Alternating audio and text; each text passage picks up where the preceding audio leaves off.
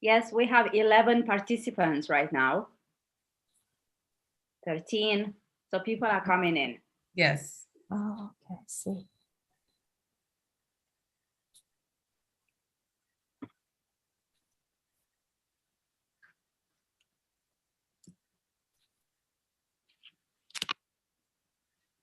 Have you registered this as a webinar or a meeting? Webinar. Ah, Webinar. Yeah. Right. That means we won't see any of the participants. Okay. I mean, so that means we cannot do breakout groups. I don't think so. Okay. So I will look at the chat, and whoever has questions, I will bring the questions on, and then we will do it kind of how I did the part of the FGM event last night. I think so. Okay. At least on my, I don't know if I'm down as a host. At least I can't do the rooms. Yes, I think you were one of the hosts. Yes. So unless, yes. So Cindy Wang is down as the host. So you may have the ability to do rooms. Does it say that you can do rooms at the bottom on your screen? Cindy, 你可不可以 If not, you can make me host once we've shown the film. So once we've shown the films, if you make me host, then I might have access to rooms. Do you have rooms showing on your screen at the bottom on the banner? 你们房间在下面 Okay, we check. Cindy, do you want to reply? Cindy, you can reply. Do you have the room on the bottom of the no? At the Darren, she has made you host now. And okay. And you said you didn't want to be host till after you share the movie. Okay, I'm just checking. Okay, so none of us have the ability to do rooms. So therefore, we can't do rooms when it's a webinar. Okay. So that's Okay. fine. So Okay. Cindy, you're very welcome to take back the host for you to do the sharing. And also, by the way, I paused the recording while we did all of this chatting, so that when you do the recording, it's it's better. It's going to be the thing that Mhm. I think we should maybe leave. There's 23 people in the room, so do you want to leave it a bit longer, or do you want to start? How do you feel? Because we don't have I think we experience. should leave it another 2 minutes, please. Yeah, let's leave it till at least till 5 past. Because people are probably going from other things and they're coming in. Let them get in because they have to find the link and all of that. And once people are here, we'll start at 5 past. Okay. And then I'll stop the recording at about 4 minutes past or something. Is that okay? Yes. Yes. So I'll moderate the questions then at the end. Thank you, Okay. Zareen. Yeah. Okay, excellent.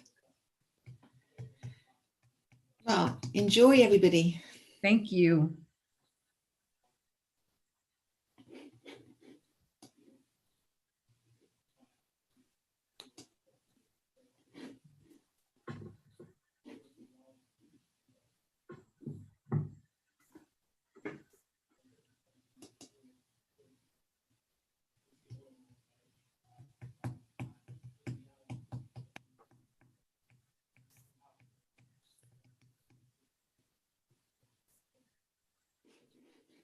I have to say I didn't realize I had 10 minutes, but there we go.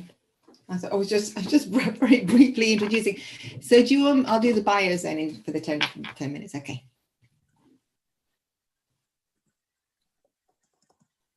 Zareen, are you going to do the bio as each speaker speaks before No, the speaker? I don't think so, because that would cut down on your time, each of you. And I've got 10 minutes now. So I think I'll do the bios now at the beginning. Okay.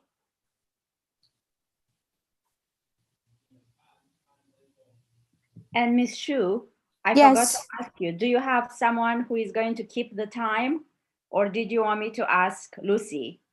And how are we going Yes, to know we about- have someone to, but I think because we will notify you. Do you want to, because we will aware our time that, so other people, that's Nina and Dr. Day, you want me, we have another person can send the link to you, that like so we 2 have, I think, minutes before. Mhm. yes, how long? 15 minutes? 15 minutes. Yeah, Okay, Nina, so you have maybe 50 we minutes, can have Dr. like Day a have 50 5 minutes minutes. mark. Okay, everybody, we're going to start now. It's 5 past. Okay. Mhm.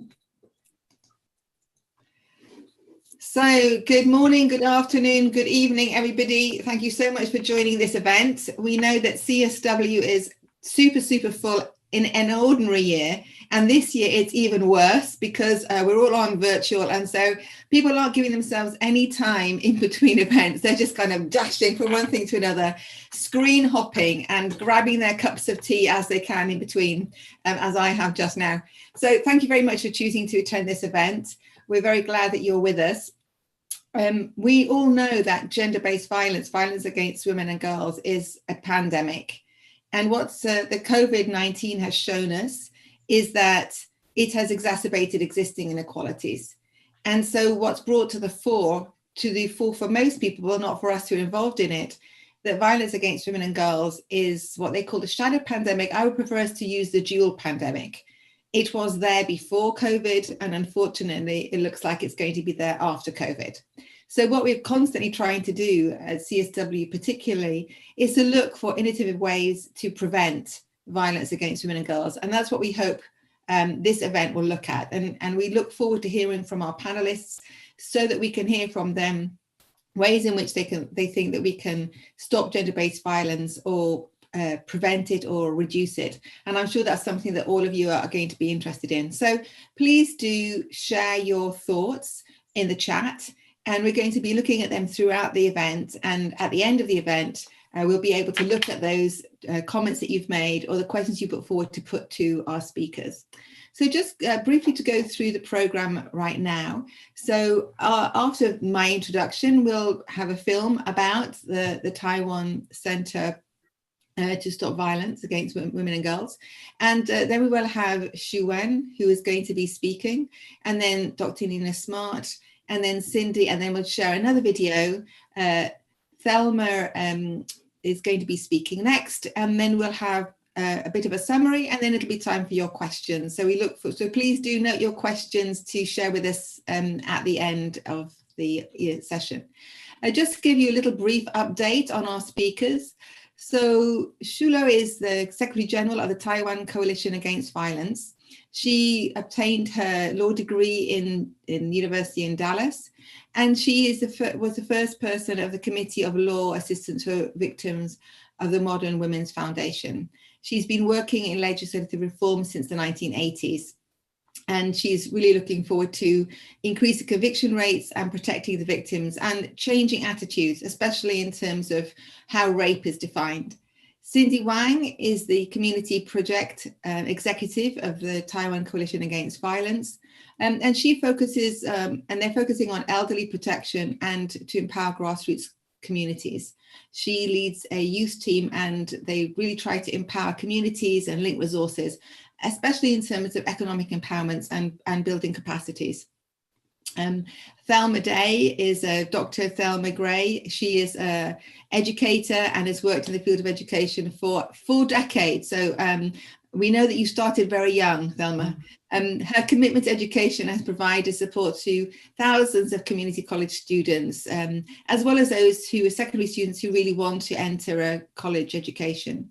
She is employed at the largest community college, and she's been working in Los Angeles City College for 31 years. Nina Smart is again Dr. Nina Smart. She is a human rights activist, sociologist, and author. And she it's very interesting that she links different distinct cultures. So brought up in Romania, but she's also works in Sierra Leone, West Africa, and is a woman of African descent. She is passionate about human rights, and we work together in the North America and Europe caucus, and it's a great privilege to work with her, as it is with all of you. So without further ado, I'm going to ask Cindy if she will show the video about the TCAV before we move on to our first speaker. So Cindy, please, if you can show the video, that'd be great.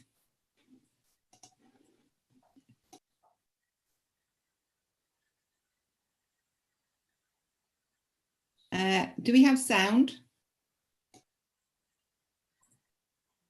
That's all right.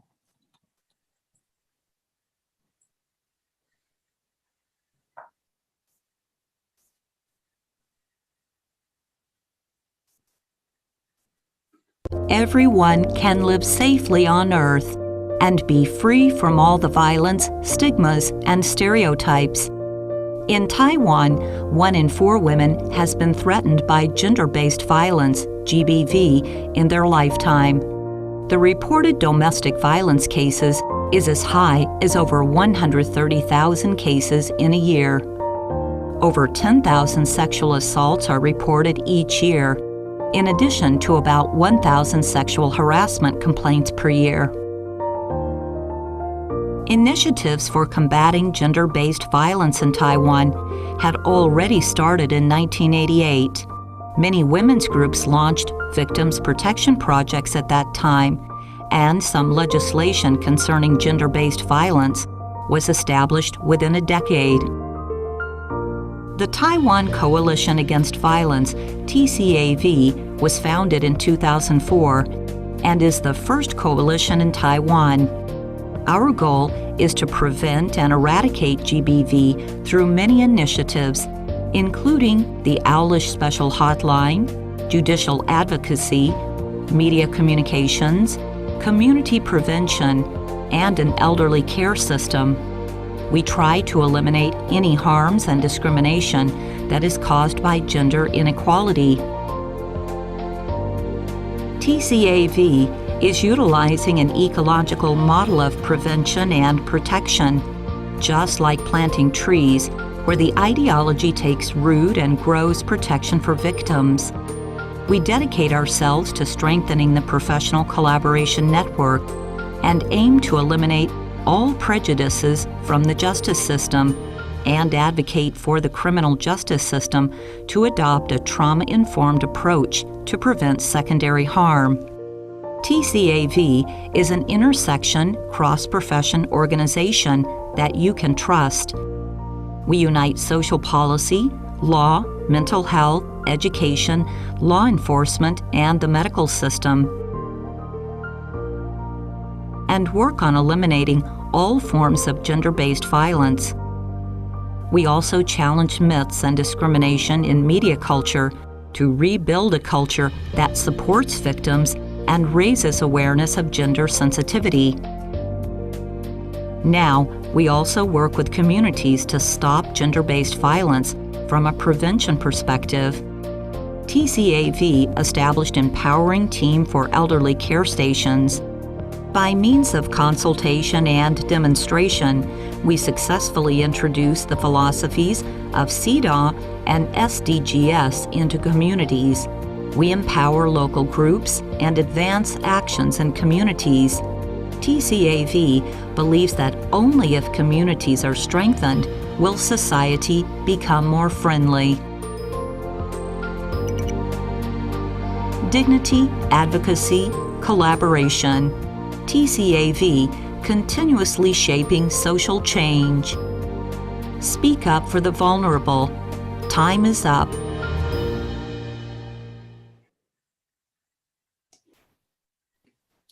Thank you so much for that informative video. I'm sure that's given everybody an idea about TCAV. So thank you very much for that.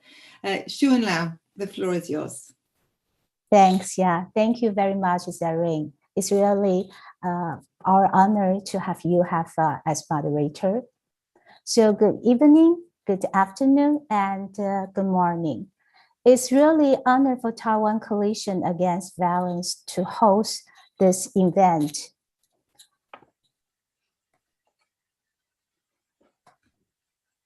Here you see Taiwan the beautiful place that we come from. TCAV is an organization.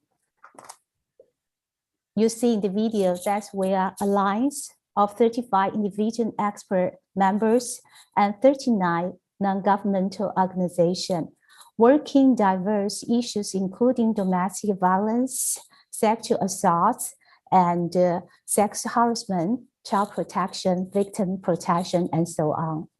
Choose the owl as our logo, symbolizing that we hope our eyes can see things clearly, even in the dark. In higher place to watch out those gender-based violence crime in Taiwan, and also representing the awareness, wisdom, and knowledge. I'm Su Wen Liao, the Secretary in General of TCAV. Today, I would like to show you how we build system-based advocacy into community-based advocacy. That means no matter social workers, police, medical person, judges, prosecutors, experts, we all work together in the system.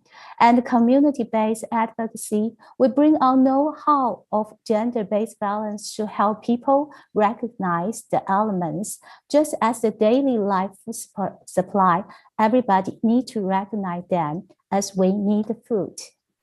First, I want to represent all my members who I put their name on the same heart. Sincerely thank you, all the audience. Maybe I cannot see you and maybe we don't know each other.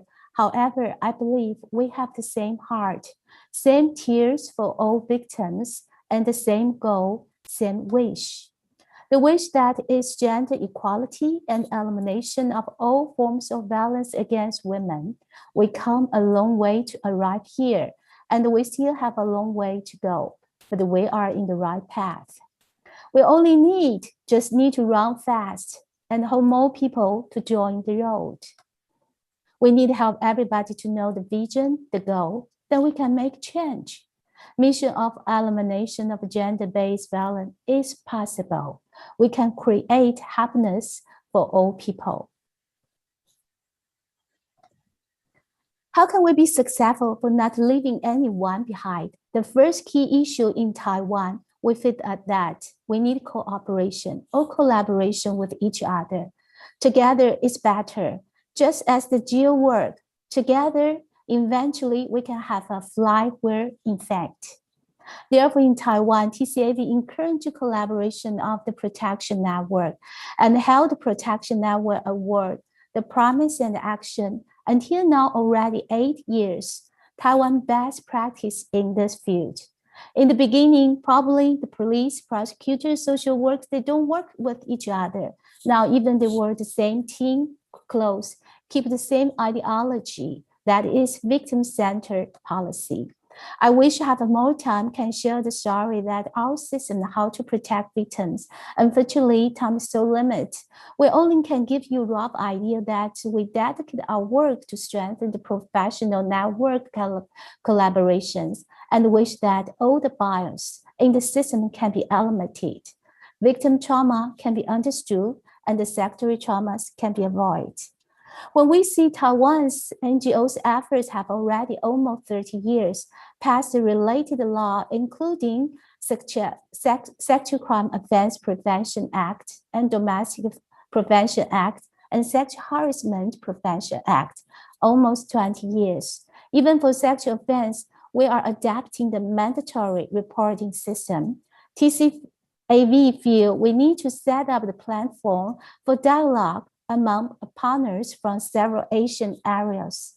Therefore, TCAV held the first and the second NGOs Asian Summit on gender-based violence.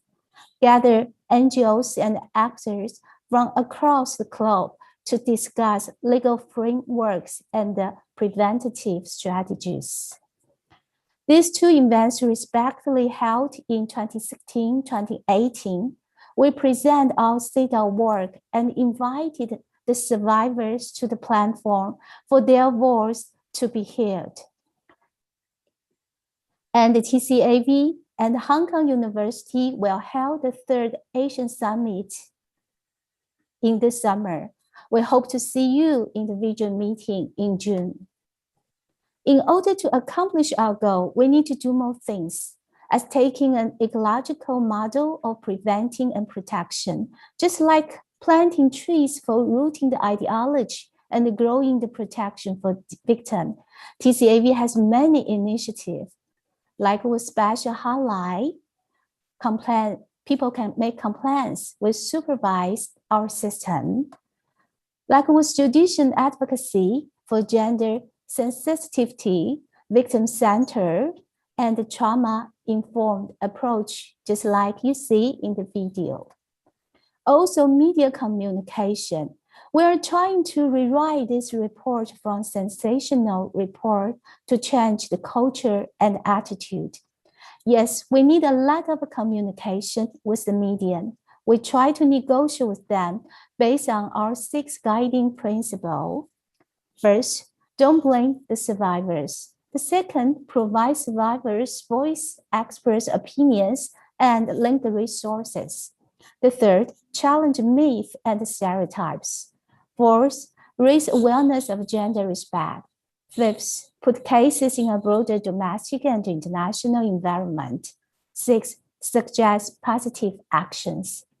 All the above will bring the changes. For example, old folklore, the coward and the widow girl, deeply held traditional sex values right now in written to new version. Another example, all the gender-based crimes cases report right now will end resource note. The most impressive, important change that happened in the verdict of our judicial system. The Supreme Court judge made a tremendous change from suspicious and blaming victim don't report immediately to announce that the ideal image of the victim exists only in the imagination of the patriarchal system. And even NGOs still working on how to amend our criminal law to bring the elements of consent to the articles of sexual offenses. Last month, the Supreme Court judge has already said, only yes means yes. Emphasis on the right to sexual autonomy means the right to sexual consent. Therefore, you see, the judge can be the best educator and advocator in Taiwan. Besides the legal frameworks, as right now, TCAV initiated the Anti-Stalking Act and lobby it in Taiwan at this moment. And above multi-agency stakeholders network collaboration.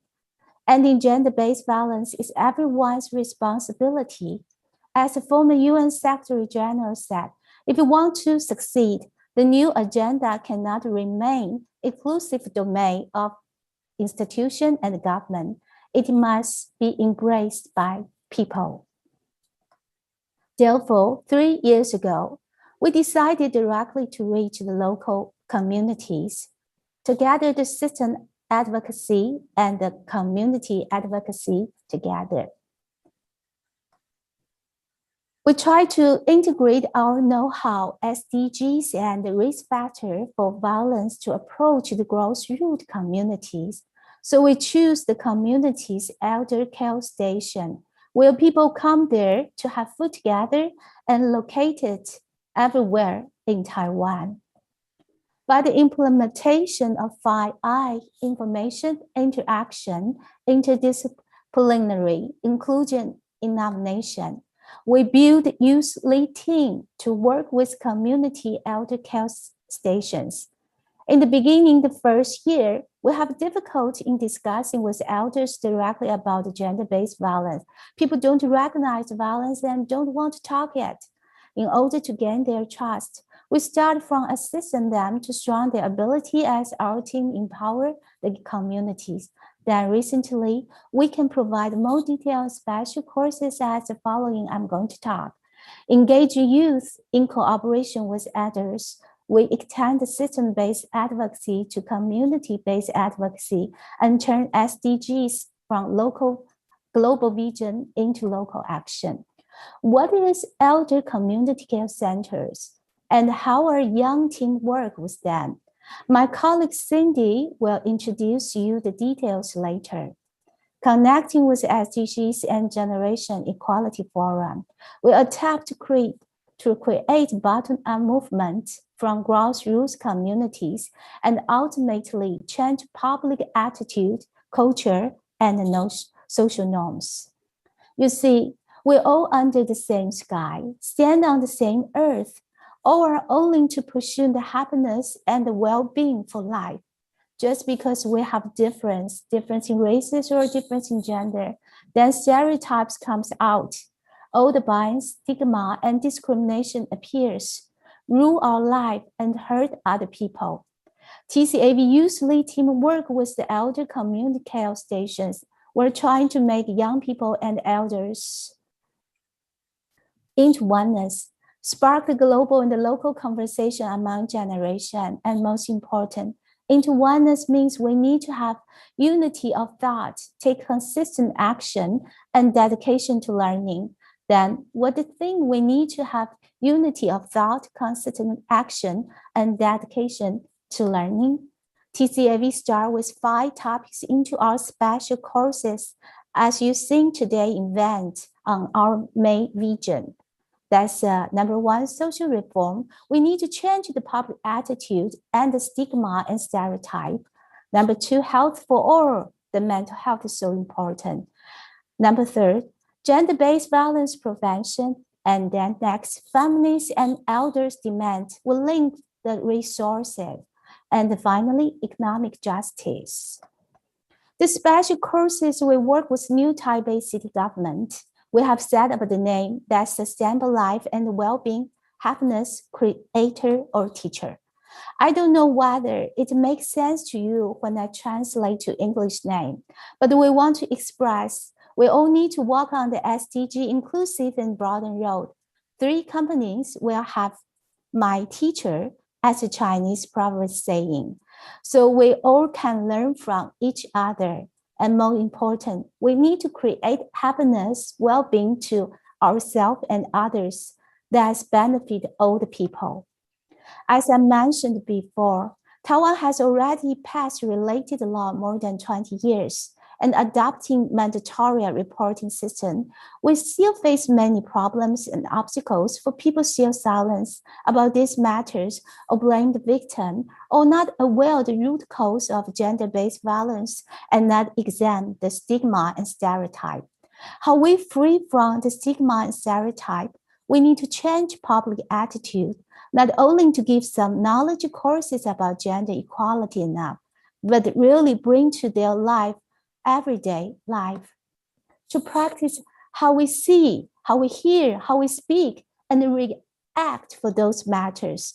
Therefore, we use many ways like story circles, using theater to develop to change the length of empathy, the third-party intervention skill, and so on.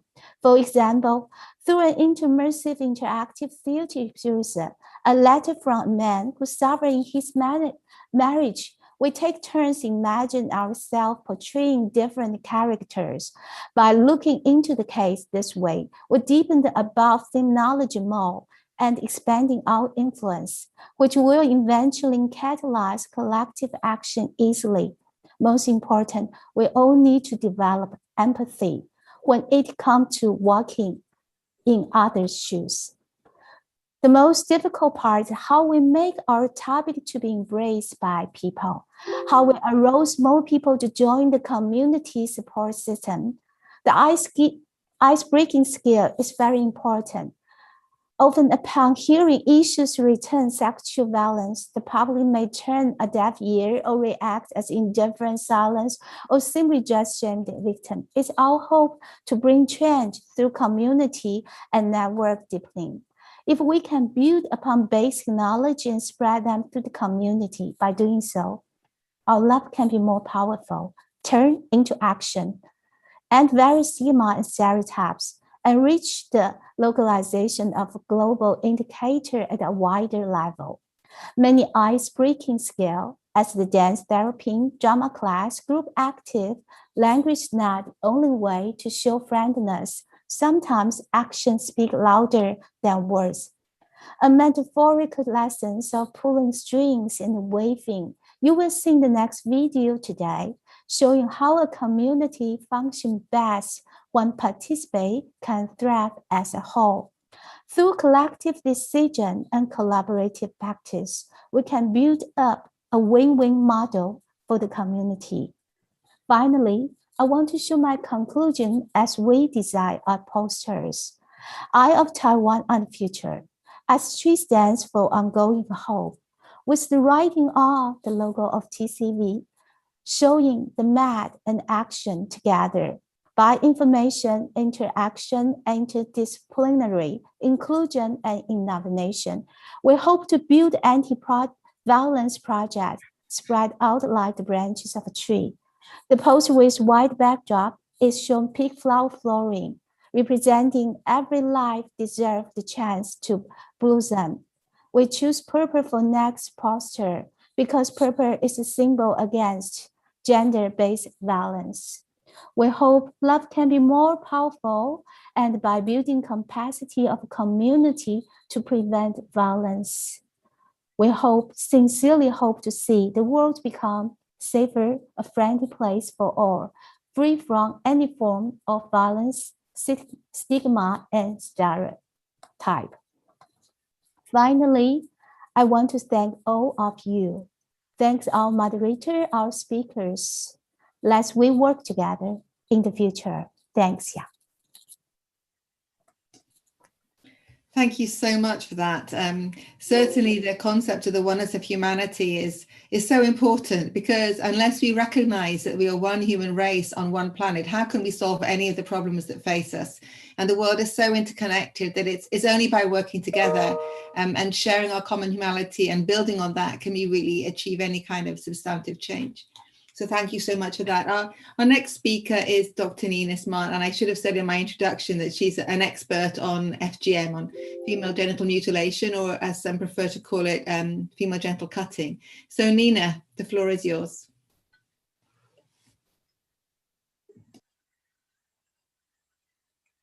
You need to unmute. Yes.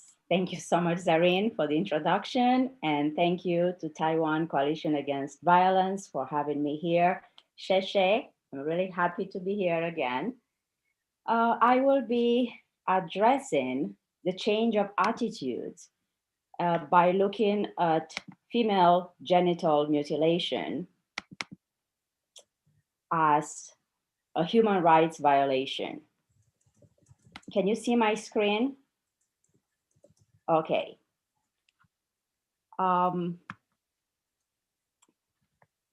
Just a moment.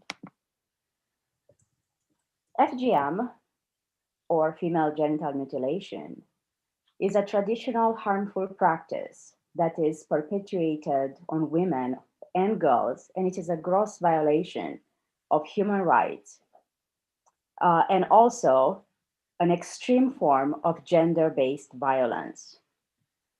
In 2004, I founded my organization, SWF International, Servicing Wildflowers, to serve specifically to end the practice of FGM in Sierra Leone.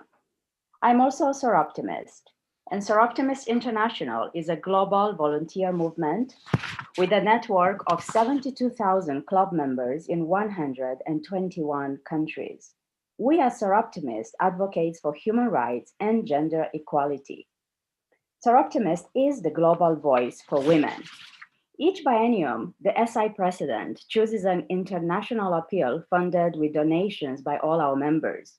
Our current president, Sharon Fisher, has chosen the road to equality. The first component is the appeal to focus on FGM. Soroptimist is committed towards ending this vicious form of violence against women and girls and protecting their dignity and right to life.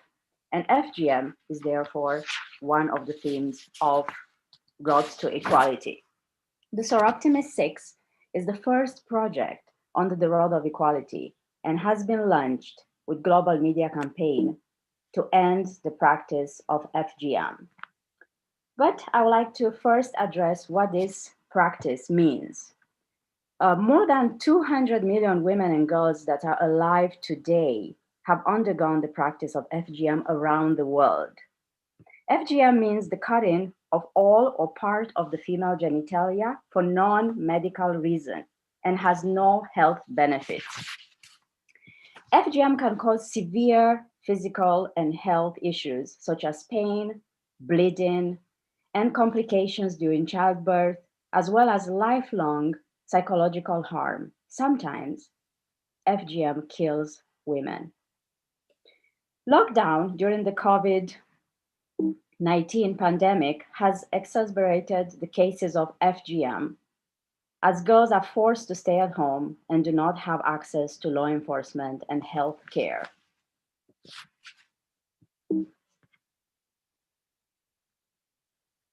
Can you see my slides? Is it moving?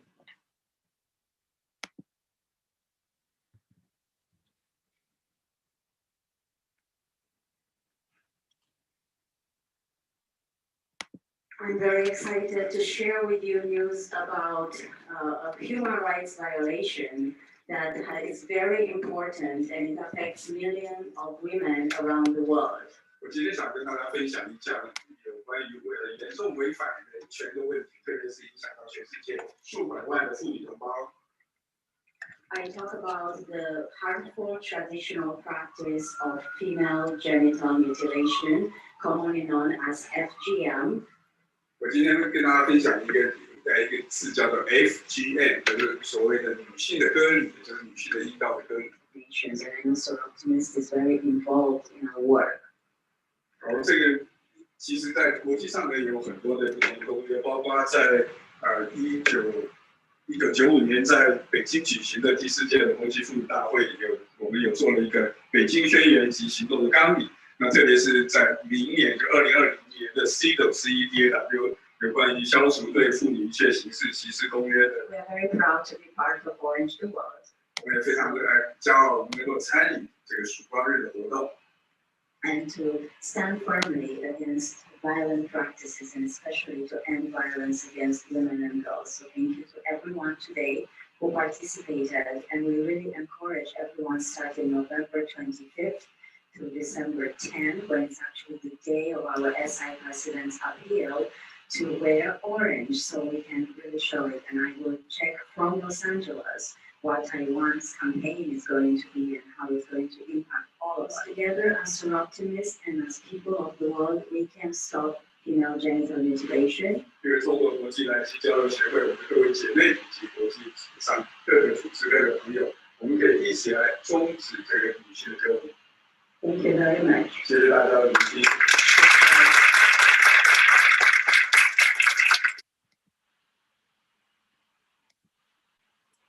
With Soroptimist International, we use the power of stories through the media.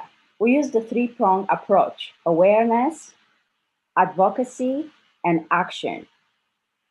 The Soroptimist 6 refers to the 6 activists that we have chosen to bring awareness at the local level in their countries, so people can learn about the harmful effects of FGM.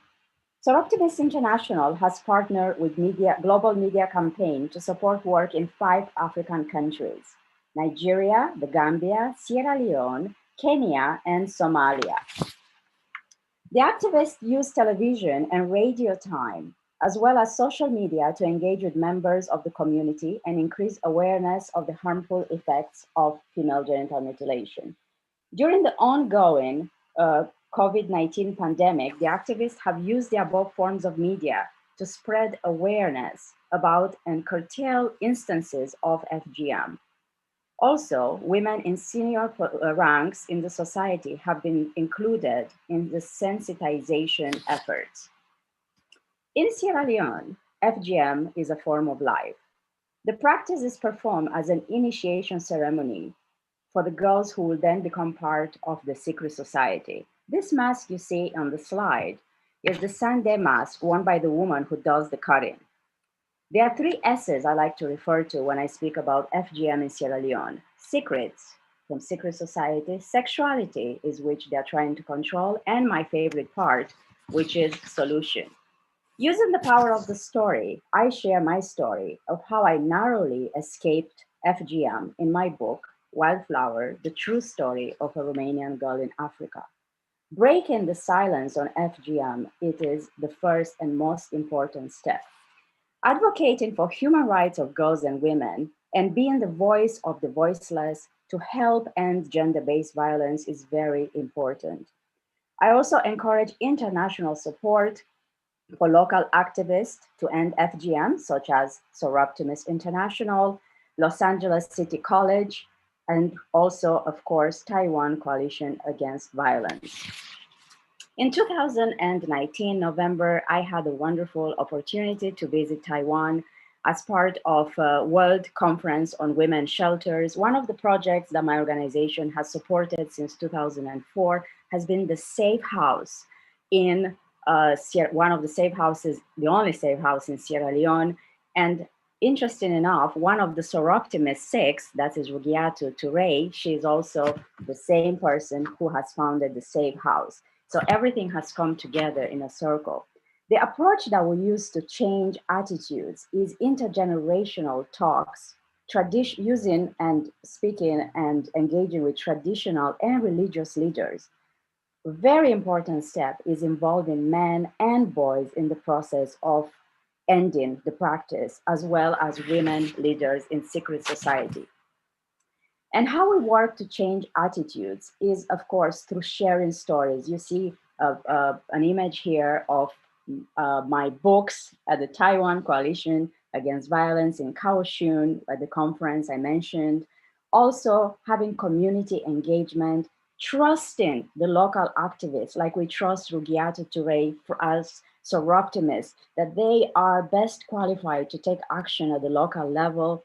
Also outreach through media and, of course, international collaborations, fundraising, advocacy, and raising awareness. And we do have success stories where you have a picture here. You see Rugiatu in the center, and she has gathered community members where some of the leaders have chosen to abandon the knife. Education is more important and replace mutilation with education. Working with secret society women to change the Bondo bush into schools so girls can have the opportunity and protect their human rights to be educated and go to school. Also engaging men and boys in community meetings, also being with traditional and religious leaders and politicians, UN officials, sharing stories and inviting them to join the fight to end FGM.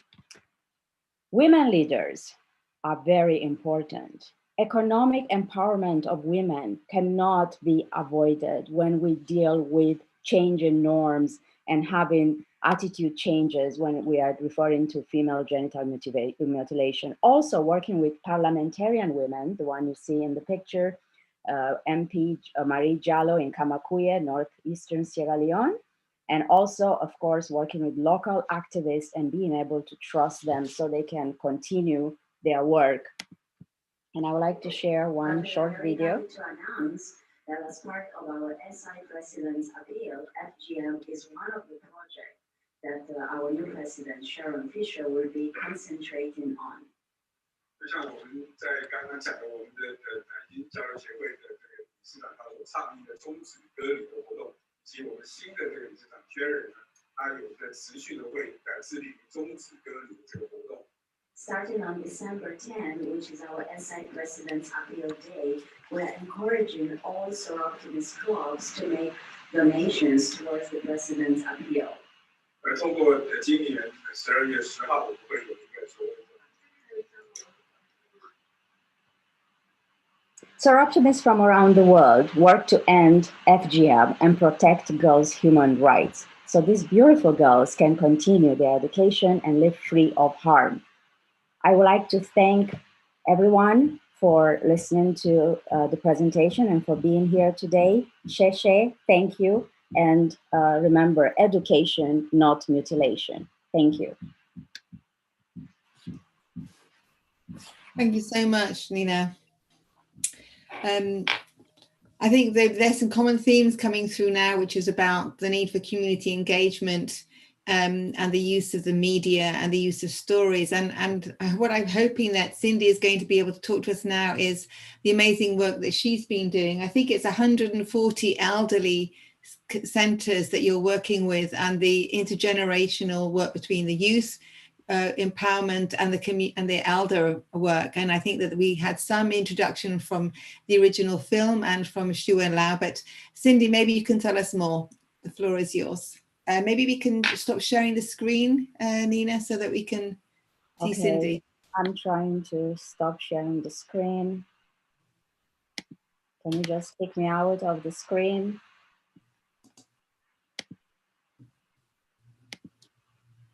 Stop share. Okay.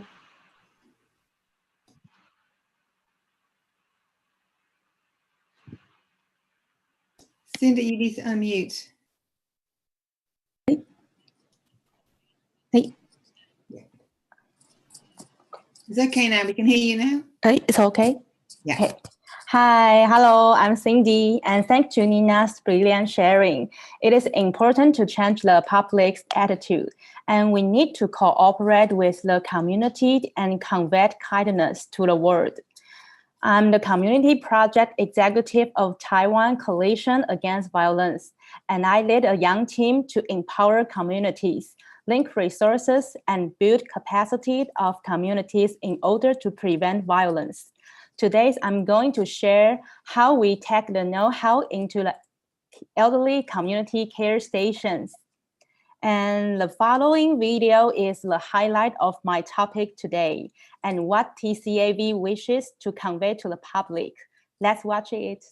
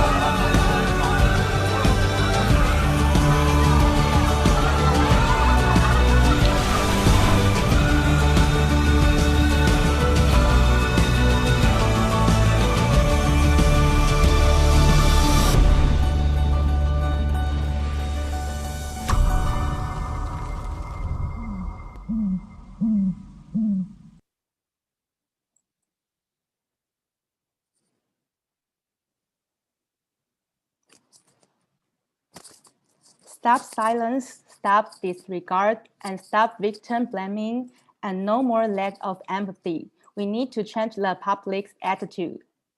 And this is my agenda. First, I will introduce the aging situation we face in Taiwan. It's a brief introduce Taiwan's community aging policy. And second, I will introduce the community care station and take a short video about community care stations. And the most important, I will share how we take the know-how into the communities and how we cooperate with the community. And what aging situation do we face in Taiwan? The percentage of Taiwan's population classified as elderly in 2050 is 12%. According to the research, Taiwan will become a super-aged society by 2025. So how do we deal with the aging situations in Taiwan? The Ministry of Health and Welfare creates elderly community care stations so that the elderly have a place to learn and make new friends in their retirement life. Now, we have more than 4,200 stations located in Taiwan. We envision to have stations in every village. And what is an elderly community care station? It is a place for the elderly to increase social involvement and maintain the physical and mental health. And it is hosted by local representatives and local self-initiated organizations. They are willing to do so without return. We hope the elderly can achieve the following goals. First, they can step out from home and make friends. Second, they can have health management to prevent disease. Third, they can enjoy the retirement life here just like home. And most of all, they can delay aging, live young, and live free. The following video shows what community care station is. It is important to build trust within the community before we are able to discuss the issue of violence. Let's take a look what is community care station.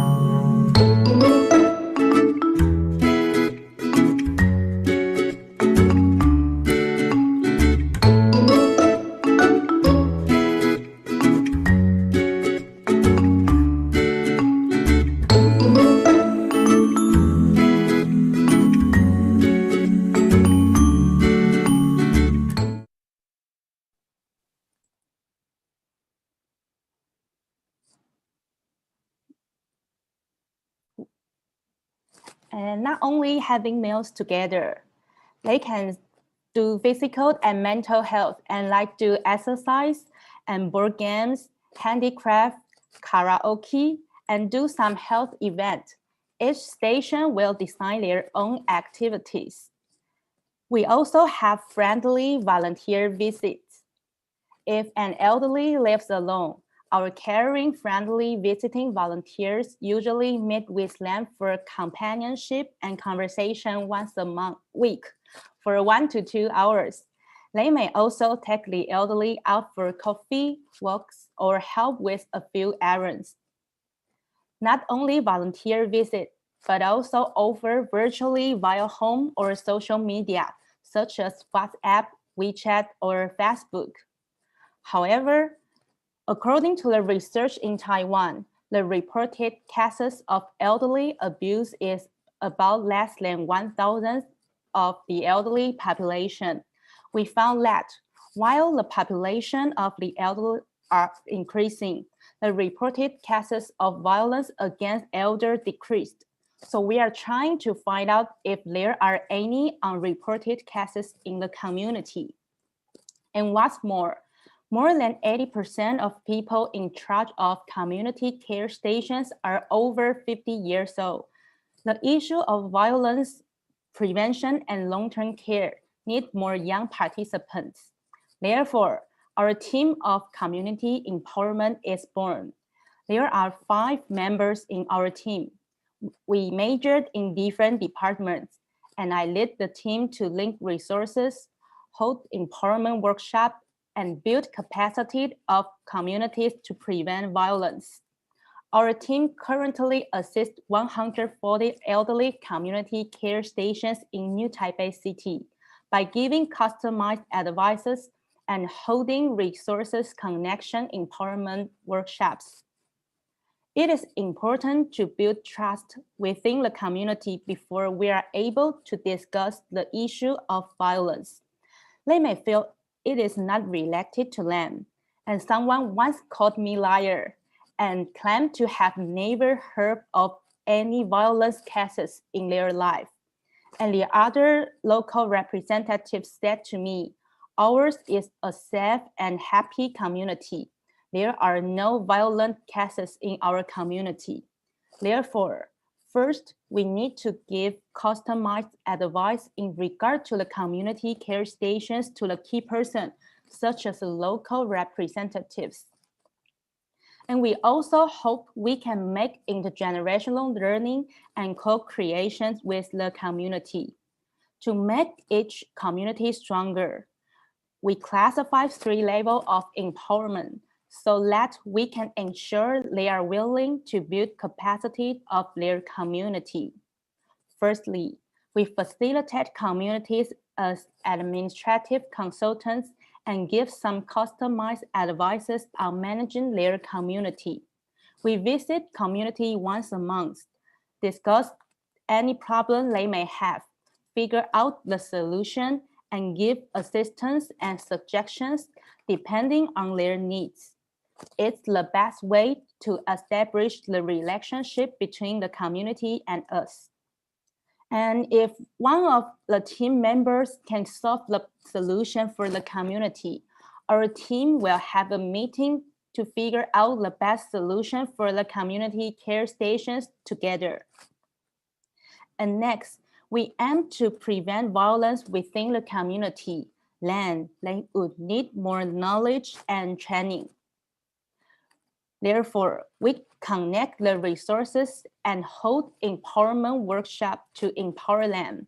We engage feminists and elders by holding various empowerment workshops and convey CEDAW and SDGs value with the community member in order to raise their awareness of gender-based violence, which most of them have never noticed before.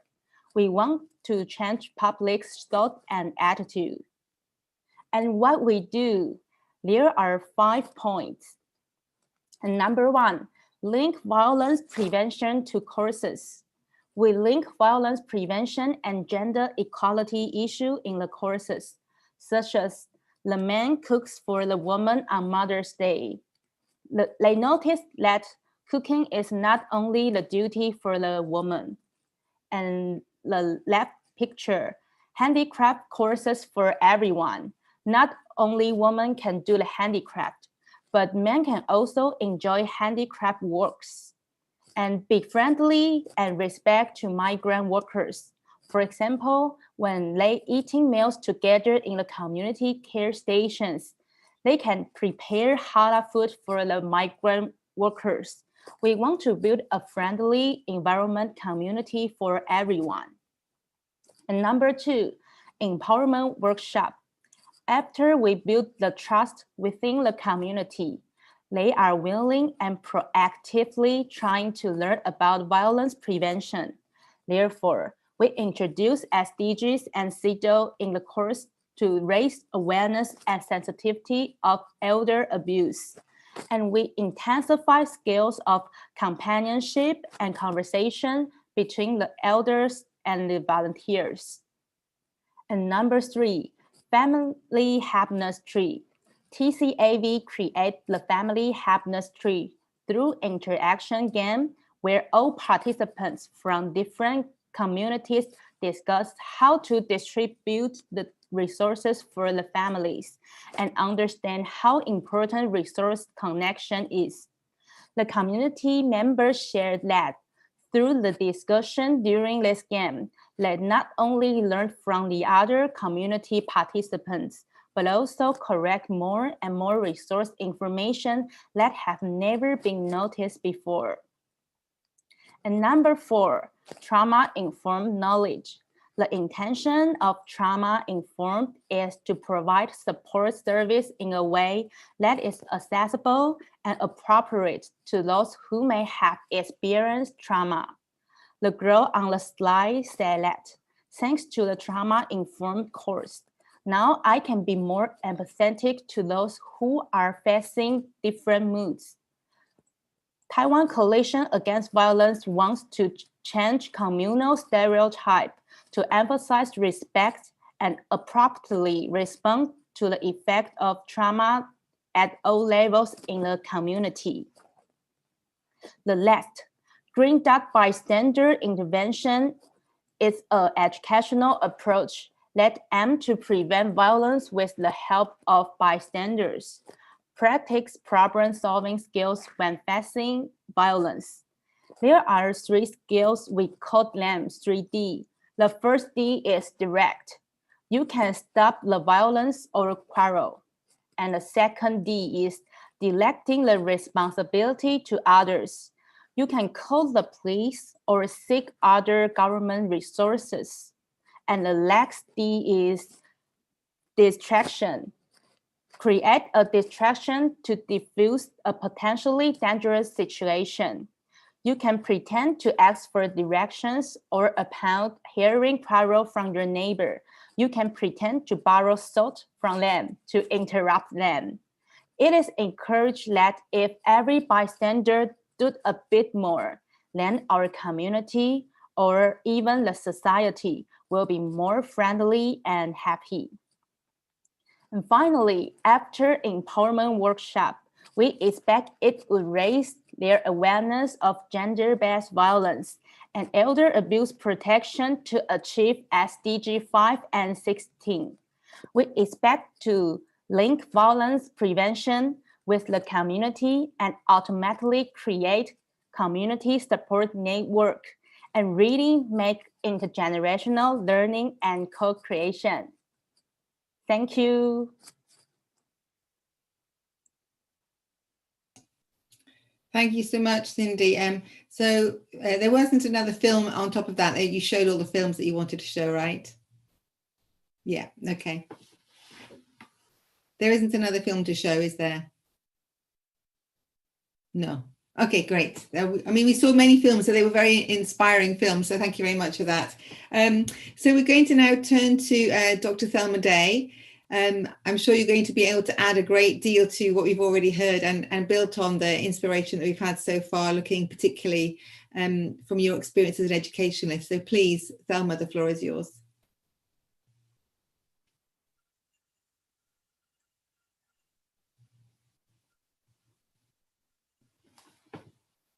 Good morning, good afternoon, and good evening. It's an honor to be a part of an esteemed panel. I count it a privilege to be here today to share in a discussion that is rooted in gender-based violence.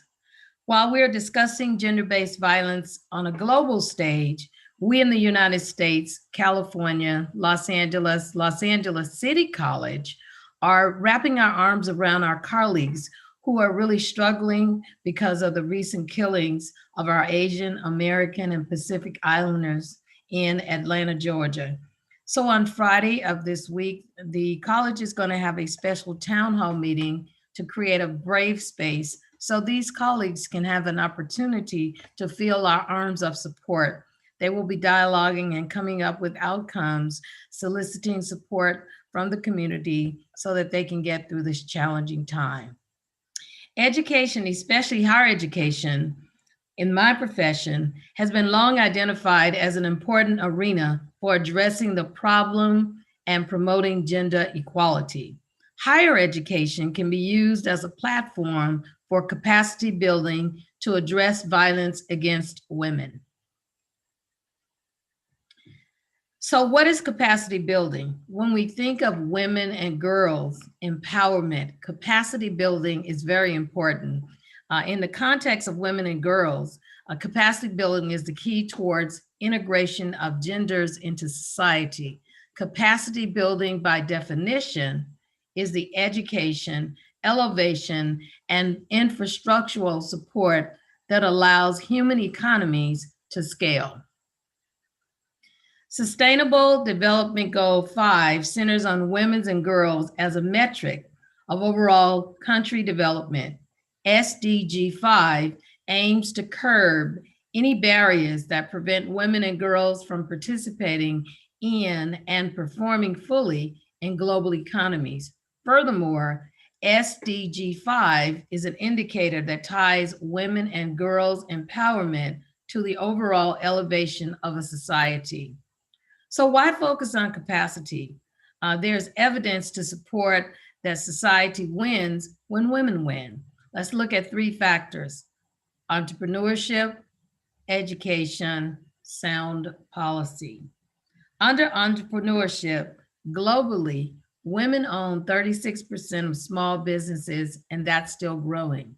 In education, according to the World Bank, approximately 75% of girls are enrolled in school at secondary levels. It's important to have sound policy. The UN has identified SDG 5. Capacity building, capacity growth should be the primary focus for all men and women from all sectors. So when we think about capacity building, we must think about inclusion. It's very important. We must promote women and girls from all backgrounds, thereby leveling the playing field. What's also important is gender norms may greatly affect society and its ability to meet demands over our ever-evolving, increasingly global world. Think about it. Let's look at women in the workplace. Let's look at women in higher education. How do these women become role models for all? What would it look like if these women became role models and adopted and wrapped their arms around young girls, guided them or navigated through their lives?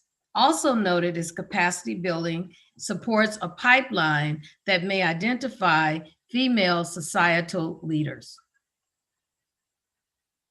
There are many ways to work on capacity development, including mentorship, formally or informally, extracurricular activities that are promoted or gender specific, and more importantly, more globally, by influential folks using their platforms to advocate for these who do not have the same access. Let's just look at capacity building as an exponential impact, influencing youth to get involved, to study new fields, to become innovators, and enter into male-dominated industries. Very interesting, male-dominated industries. Now I want to share an organization that's very powerful here in Los Angeles. The Empower Her is located in the Crenshaw district in Los Angeles, California. It is an organization that matches mentor and mentees to support at-risk youth women in their academic and professional pursuits. I can attest to that. This organization has been very impactful to the students at Los Angeles City College. It has also been extremely instrumental in the lives of students in the Inglewood area, where we have many youth programs for foster youth kids. Look at Kiana. According to Kiana's story, she was at risk, underperforming, and not supported, did not have the support of the family. What would it take for her to turn around? It would take her getting involved in the Empower organization. This program and its mission around capacity building helps women and girls significantly. Another aspect of their work is to prevent gender violence, as many of their participants are exposed to elements of sexual or gender-based violence that create much harm to these individuals. I can't underscore this organization enough. because we have been able to build capacities, we have been able to reach out, and we have been able to help many, many women and girls in Los Angeles as a result of them becoming a part of this empowering organization. Now let's look at the mechanics of capacity building. Again, keywords, capacity building. Want to focus on two. Let's look at mentorship. Mentorship is extremely important. So is advocacy. When we look at mentorship, we look at the tenets of capacity building that should include proven best practices, such as identifying talent, individuals who are really going to be able to pour into the lives of others, coaching, supporting, and mentoring. I can personally speak to the impact of mentorship in my life, having the opportunity to be mentored by professional people, also individuals who have poured into my personal life. When I think of mentorship, I also think about the impact that it makes on the global stage as well. Having been a part of several international organizations, I watch and glean from the experiences of great mentors who've made a significant impact on the young women and girls around the world, in Africa, in Asia, and in Europe that we've been a part of. The second part is advocacy. Leaders in the public and private sector have a very critical role to play. Action and advocacy is very important, and in order to build capacity, it is important that collectively we solicit the support of other organizations, like organizations who can help us in the work on the global stage. We won't see the world where rape is used as a war tactic. Maternal mortality rates in developing countries are high. Girls drop out of school. That number is extremely high, and it continues to grow. Think about it. What would it be like to elevate women versus what the status quo is doing now? Let's take a look at the slide on the screen and talk about some improvements. Let's face it, this work is really about outcomes. The efforts we all make to improve the lives of women and girls will benefit everyone. We will have an opportunity to change the world one community at a time. There are many more Kianas. We must begin to think broadly about ways to reach women and girls where they are, support them to reach their full potential. Extremely important. It can be done. I know that it's a hard road ahead, but it certainly can be done. We've seen some incredible societal gains in countries where women are empowered, such as the growth in Taiwan, Ghana, New Zealand, just to name a few of where improvements are. Women and girls around the world are game changers, building capacity in government, building capacity in education, and also adding their voices and making a difference and change in advocacy arenas. The quotes that you see on the screen gives us a global picture, and it puts capacity building and the work that we do in perspective. Well, let's just take a look at the three. The first one is from the president of Taiwan. I think that the society and our democracy are mature enough to place emphasis on the quality and value of politician rather than their gender. Powerful. The value, the politician rather than their gender. One of my favorite by Oprah Winfrey. When you educate a girl, you start to affect her family, her community, her nation. The takeaway from this, as I interpret it, when you educate the girl, you invest in her life, in her future, thereby helping her move forward to be a global citizen so that she too can impact the world. The last quote, in the future, there will be no female leaders. There will be just leaders. Women on the global stage are making a huge and significant change. Building capacity is important. Collectively, together on the global stage, we will make an impact together. Finally, I would like to thank the Taiwan Coalition Against Violence for inviting me to be a part of this awesome panel. Continue the great work that you are doing. Collectively, we will make a difference. It is important, and we will make an impact.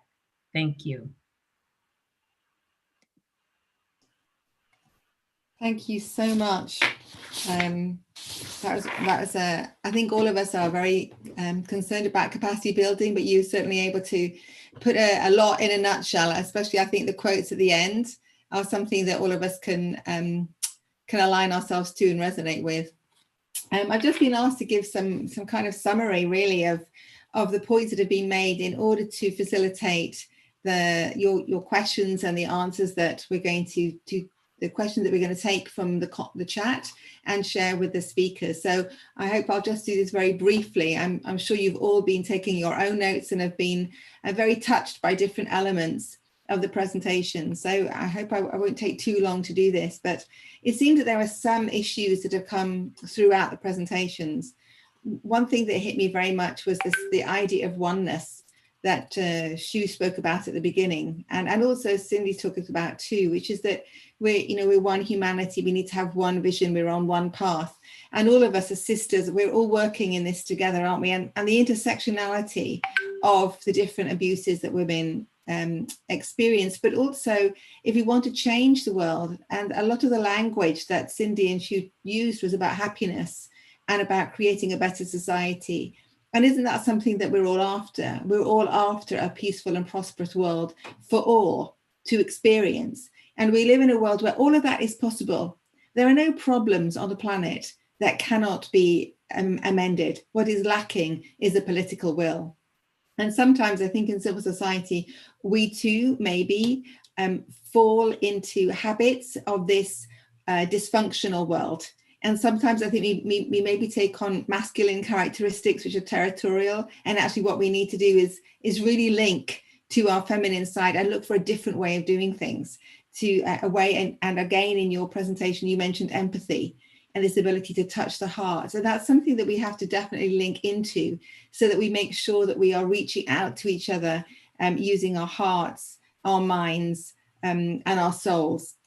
There are other themes that you mentioned, Shu, which was about social reform, are things that also Nina talked about, Cindy talked about, and you touched on in terms of the legal processes, the importance of health, mental health and physical health are things that you both spoke about, Cindy and Shu, but Nina, you spoke about it too, and of course, Thelma, you spoke about education.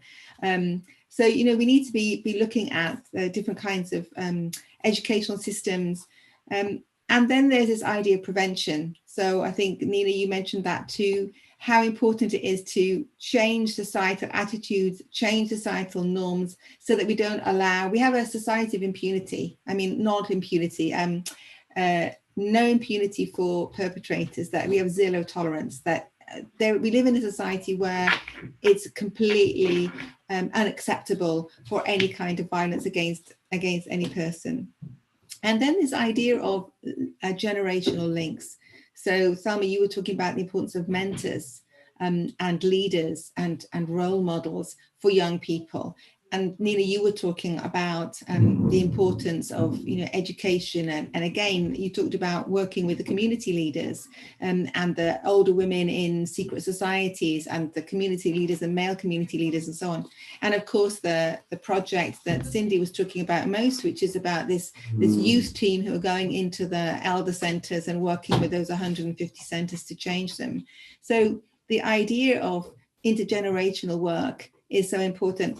And sometimes, we hear, I think at CSW, because UN Women is talking a lot about young people, there's a bit of a backlash against some of us who are over 30 and, thinking that, why there's so much effort on young people.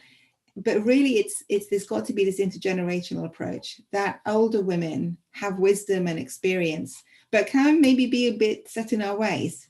So how do we maintain our youthfulness? How do we maintain an attitude of being in the learning mode? This thing that is youthful, which is this desire to know things, to explore things, to understand things more. This is an amazing quality that youth have. And maybe we as adults and older people, we need to maintain that quality. And one of the films you showed about the elder centers, which is, the exercises they were doing to maintain their health. It's not just physical health, it's mental health. This, the activities you did, that they were doing, the crafts and so on, this ability to keep on learning, to keep on thinking, to keep on, being open-minded and change. These are qualities that older people need to retain, not get kind of stuck in their ways. And likewise, young people also need to recognize like we all do, we all stand on the shoulders of giants. We could not have achieved what we've achieved in the world if it wasn't for the work that's gone on from other people. And again, some other commonalities seem to be the link with the SDGs.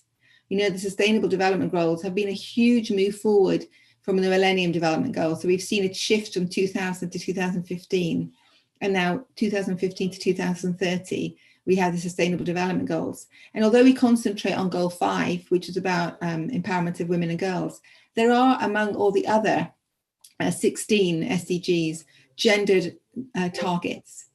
So we need to be looking at those too. We need to be looking at how do we use all of the SDGs to enhance the advancement for women and girls and to stop gender-based violence. And I think you mentioned a lot 16, but of course, Thelma, you'll be, obviously interested in the goal on education.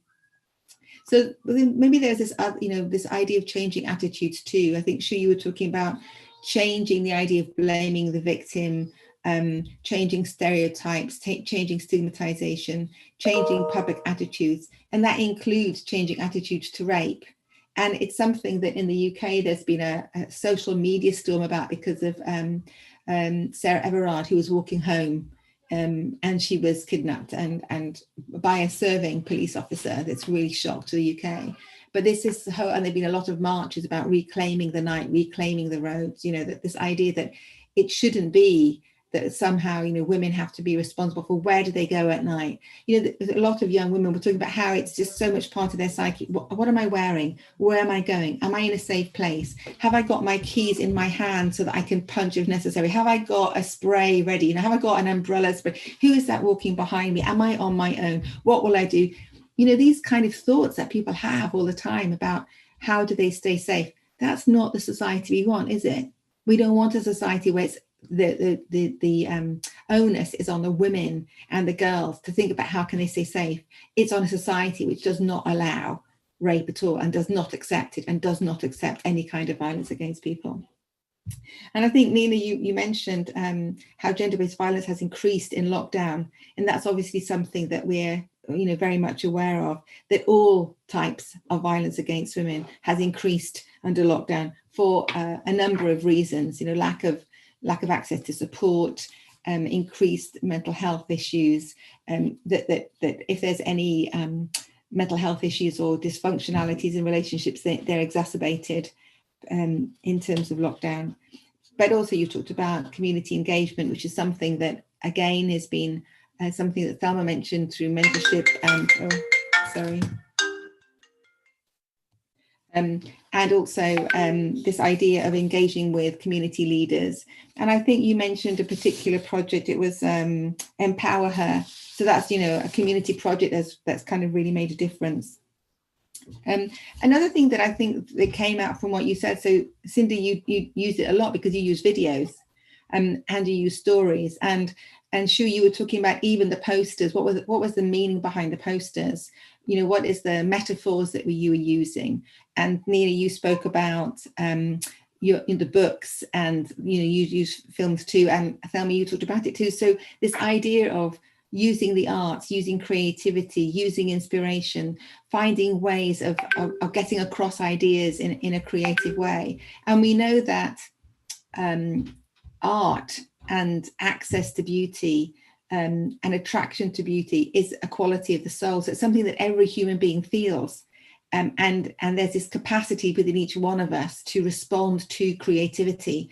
Unfortunately, currently in our society, that potentiality is used very negatively, and you showed that in the beginning of your film with the drummers. That what kind of society do we have at the moment? It's dysfunctional. People are on their phones all the time. What kind of media are we seeing?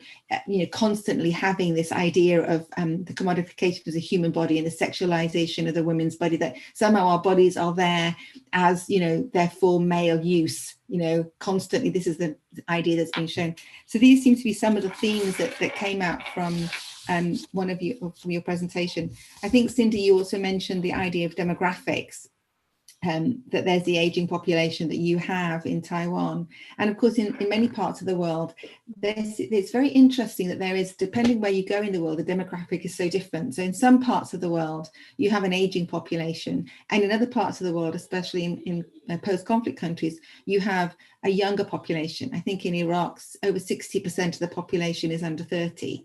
It might be under 32 now, but it's quite a large population. So we need to be thinking about, that's another reason why intergenerational stuff is so important, because it's linking the different kind of the challenges that we face as a human race, and particularly the importance of that we need to be enabling young people to help older people, and older people to help younger people. I think particularly, Cindy, one of the things that you raised, which is so significant in terms of violence, is the idea of the bystander. So, and it's, in some of the projects for men to become champions to stop violence, this is another idea, is what is it?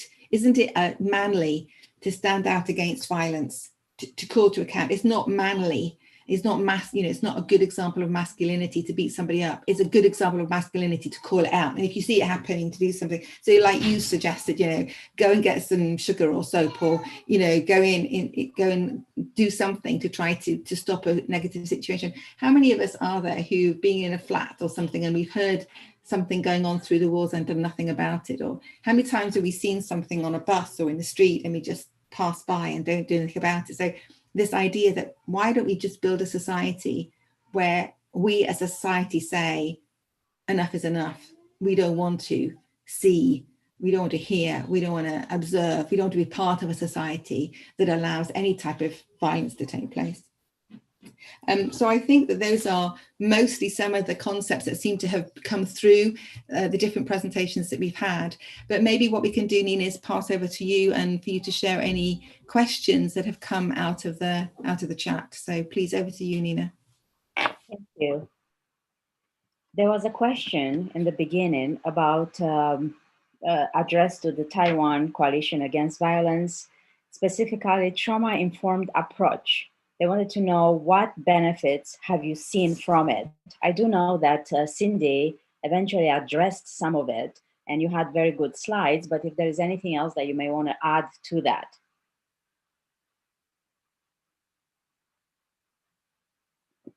For Ms. Shu or for Cindy? I can mention a little bit that we feel that trauma-informed approach very useful. That make the system, even the criminal procedure system, they can really to see things more clearly and want to make change. Let me say this, when we deliver the trauma-informed approach to every level, no matter in community or in the system, that we found people really can change their behavior and their attitude toward the victim. As before, they probably just know understanding, just like we see other people abnormal behavior or something, or bad moods, just like Cindy mentioned, we never realize maybe there's a trauma that's happened. So this kind of knowledge or this kind of practice, I feel that we need to let everybody know. So that's we start this from last year, the first in the system, and then the community. We want to spread those kind of information as far as broad as we can, and we feel really useful. That's every person in the class, they will more pay attention to anybody who is different behavior or different mode, and make things have a more good communication and good understanding. Thank you. I also noticed in the presentation, Cindy, you had a girl who actually did say that because of the trauma informed approach, now she better understands some of the situation. There was a slide in that, so I felt that was like a perfect answer. Now I was kicked out of the Zoom meeting. I disappeared for some time, so a lot of the questions kind of were gone. But one thing I did see were many comments that people enjoyed and found the presentations very informative, and also the connection between trust. I think that a few of us talked about the importance of having trust when we work with the community. And I think it was a common theme, not only for the Taiwan Coalition, but also in my work in FGM in Africa. And of course, what Dr. Day spoke about, the amazing organization in the Los Angeles area about empowering women and doing mentorship. So the common theme of trusting local activists and local organizations to work directly with the affected populations and help build self-esteem and the connections, I think that was very important. Another thing that someone mentioned, and I apologize, I don't have the names because I was kicked out of the chat, and so right now it has disappeared. I did see advocacy as being very important, and I know for Soroptimist International, I have mentioned that it's one of the ways that we work with our members, and also with representatives through the United Nations, as well as our partners of different organizations. And then, of course, since we have the activists on the first row in different African countries, the Soroptimist 6 that I mentioned, it is all done through advocacy. And Dr. Day, you also mentioned that, and you said how important. Perhaps you may want to say something about the component of advocacy. I don't recall the exact question, but any information would be helpful, please. Absolutely. Its advocacy is very important. You can't build capacity without advocacy. It's action and advocacy that makes all the difference in the world. Building coalitions, allyship is very important. Just sounding the alarm, the importance of collective work and moving forth the agenda. Okay, it seems like so right now, I don't see any more questions. Cindy, do you see anything? I'm not sure if anything is coming through from the YouTube.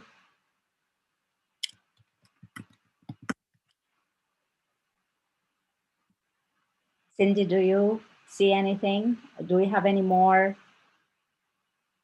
questions, comments? Otherwise, our chair had to open another event. And it seems like we have gone a few minutes over, but it was definitely worth it. And yeah, no questions.